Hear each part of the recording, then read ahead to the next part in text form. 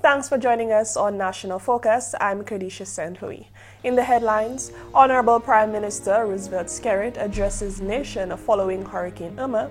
The Dominica Air and Seaports Authority repairs minimum damage from Hurricane Irma, and Health Promotion Unit launches health education booklets. Stay with us for details of these and other stories after this.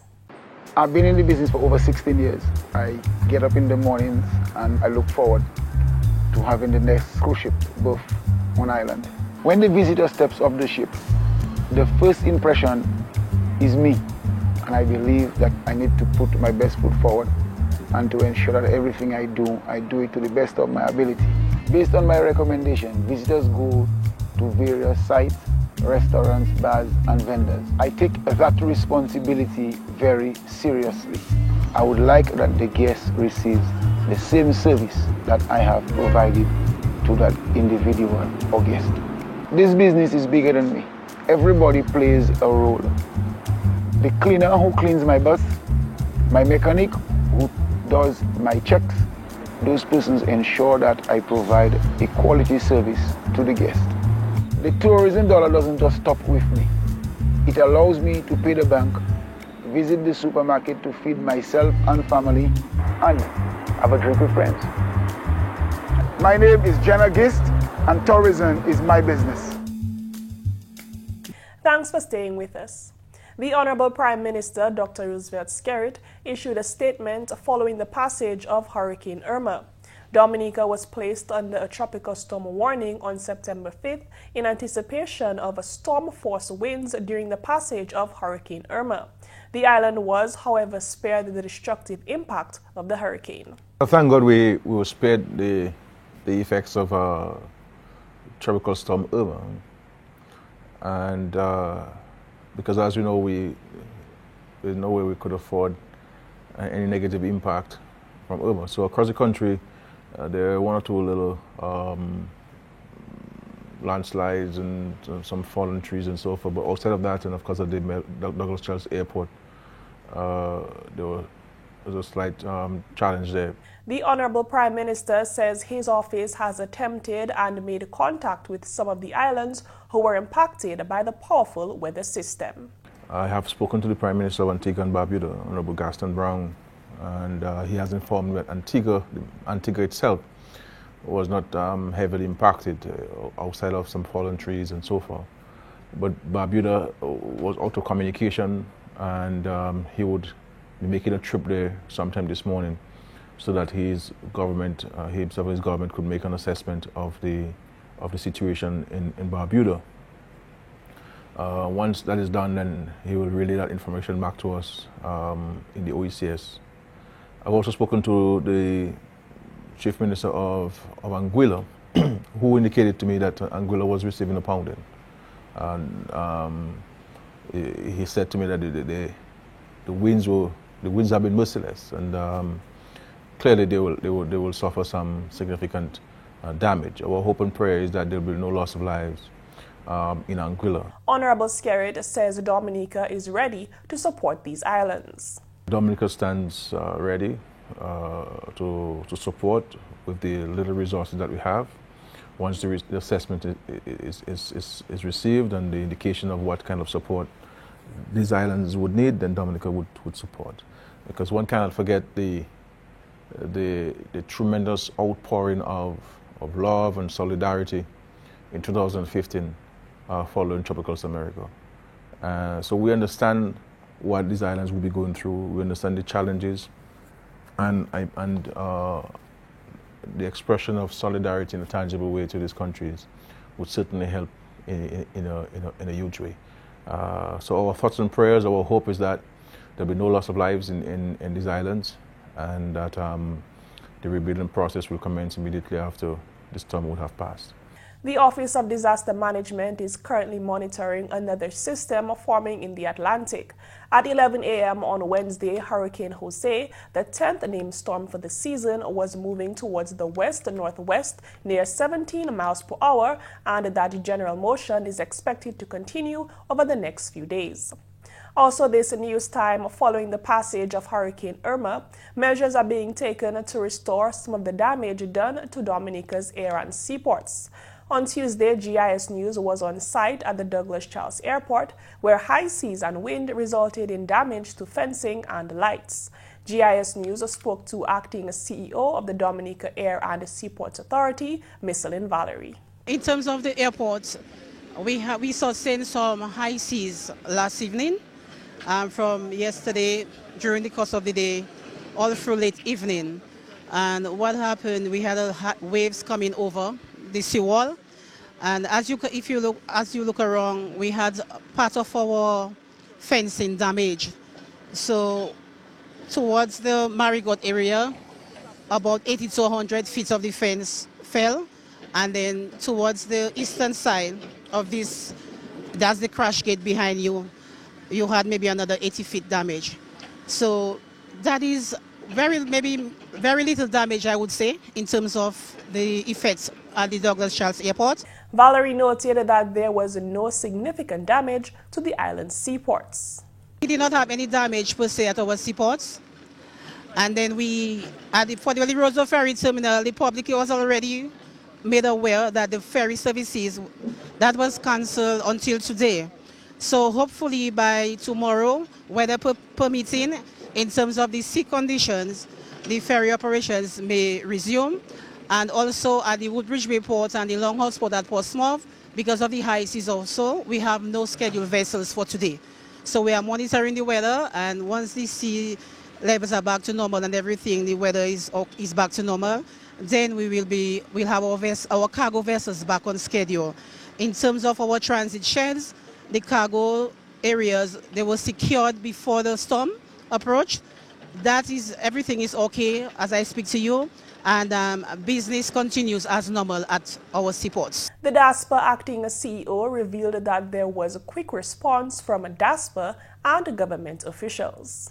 Most of the senior staff, managers and other personnel all through the evening, especially our security personnel, and also we have emergency committees in place.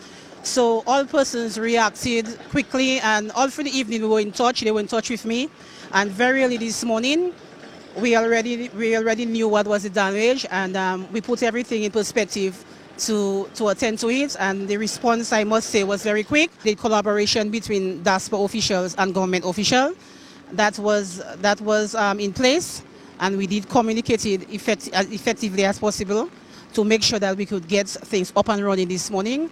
And the response, as I said, was quick. Even right now, we have with us on site from morning, that's the Chief Technical Officer, Mr. Johnson, from the Ministry of Public Works and Ports. And he has been with us from morning, and he will be with us for a very long while until he is sure that we are up to par in terms of normalcy. I believe in the natural order of things. I believe in the harmony of things. In everything we do, we have to keep it natural. I've been doing farming for now over a decade. My day is very hectic, but I make it light, because I enjoy what I do. I enjoy producing the best quality goods, and to make sure that the people that receive it, they receive the best that they can ever get. Right from the farm, everything that I grow, I process them back into the farm, so that the same things that grow in the farm is what protects the farm. Tourism is my business. It's not just dealing with the foreigners that come in, but it's preparing those things that when they come, they can feel and taste the difference in coming to this exotic island. And it starts with the farmer, because we provide the things that they eat, that they taste, that they drink. I believe in my heart that it's my responsibility to provide quality. My name is Tony Alves, and tourism is my business.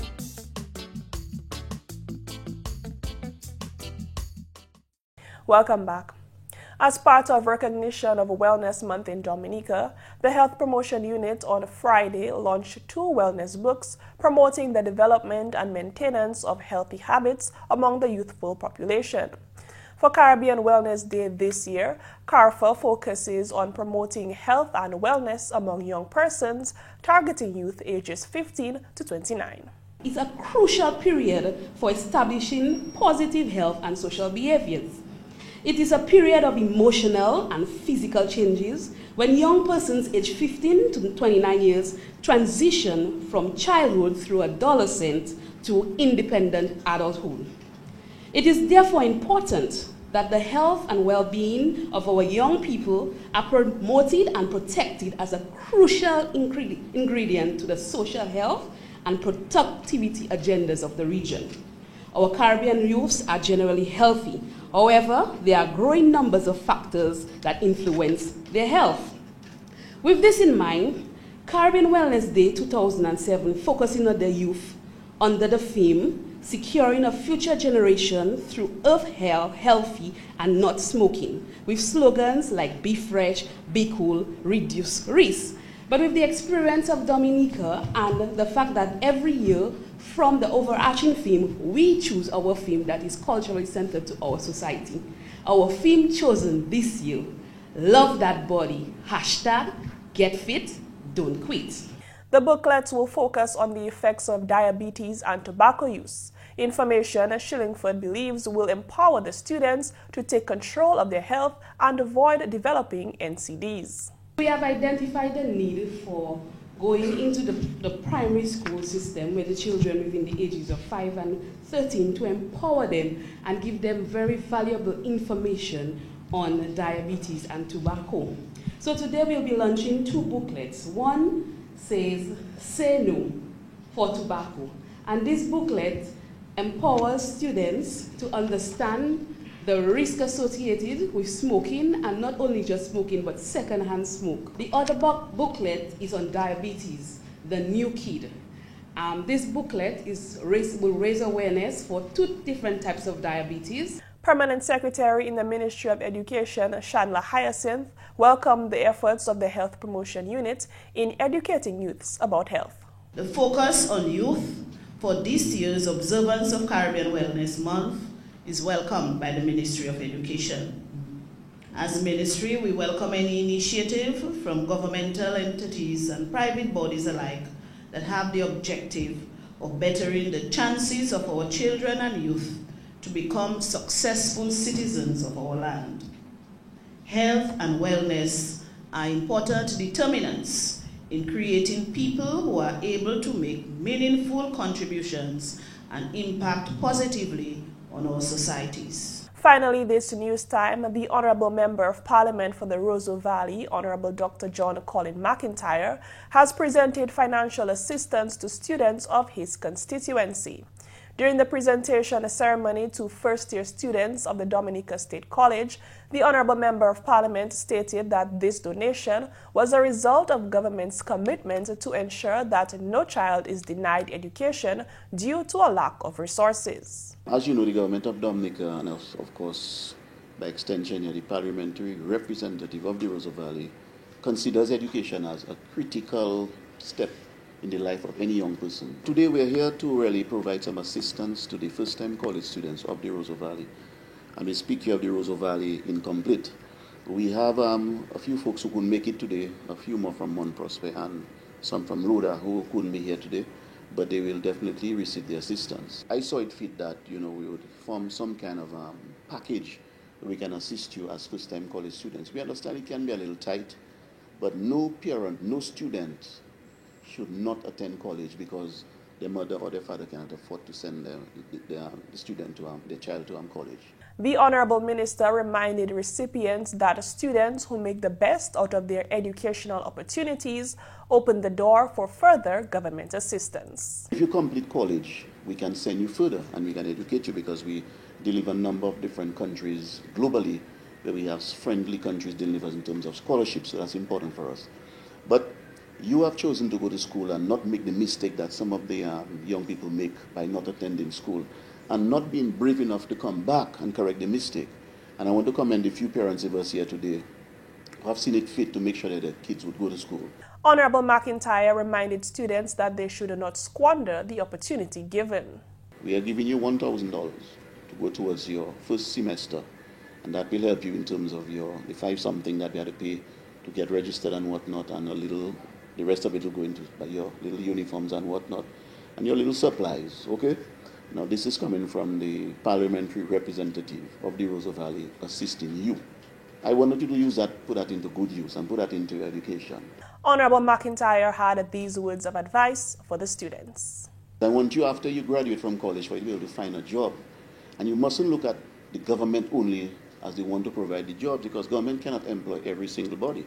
And let's say, for example, if you don't diversify your educational base in terms of, we're looking for engineers, we still want some more doctors, we want physical people involved in the environment in terms of the rivers, hydrology, and all different type of things we need here. And you know, Dominica is not at this stage whereby we just want basic first degree programs. You're going to go to school for 2 years, you will graduate from the Dominica State College, and I'm happy that you're using the opportunity of the Dominica State College. I want to encourage you to stay in school, learn well. This student expressed her thanks to her parliamentary representative. On behalf of the students of the Dominica State College from the Roseau Valley, Mount Prospect, Waterloo, Trafalgar, Cochrane, and Cotter, I would like to say thanks to Dr. John Coy McIntyre for his assistance in all the college fees and all the important necessities. When you think about it, food is life. That's why people come to Dominica. They don't only come for the waterfall or the scenery or the views, but it's the flavor. Sometimes it is just what they can taste. The flavors that we have here, you can't find anywhere in the world. They are truly unique. I've been in business 17 years, and I see so many guests come and go. My business is to put a smile on their face and something good in their belly. Everything we serve here is local.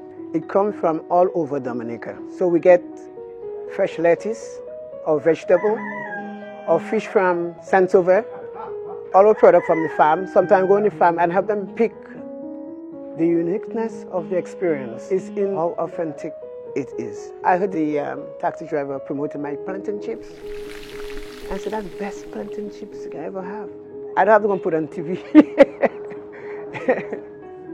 Money is not everything, but leaving customer with a smile, friendly service, and they will come back.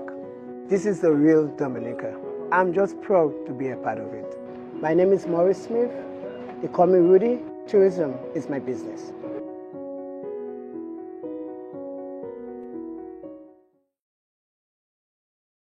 Here are some tips to protect your property before a hurricane. Check thoroughly the roof of your house, hurricane shutters, hooks and latches, and repair where necessary. Make sure that galvanized sheeting on the roof of your house is properly fastened, and keep in stock extra plastic bags and sheets of plastic. Plastic is essential to prevent important documents, paintings, equipment, and furniture from getting wet. And that's all for this edition of National Focus. We always welcome your suggestions and comments. Drop us an email at gis@dominica.gov.dm or visit our website news.gov.dm. Like our Facebook page, facebook.com/GIS News Dominica, and follow our Twitter at GIS Dominica. You can also catch up on past National Focus newscasts on our GIS Dominica YouTube channel. Live streaming is also available on our YouTube channel 24 hours a day. From all of us here on the GIS News production team, I'm Cornisha St. Louis. Thanks for watching.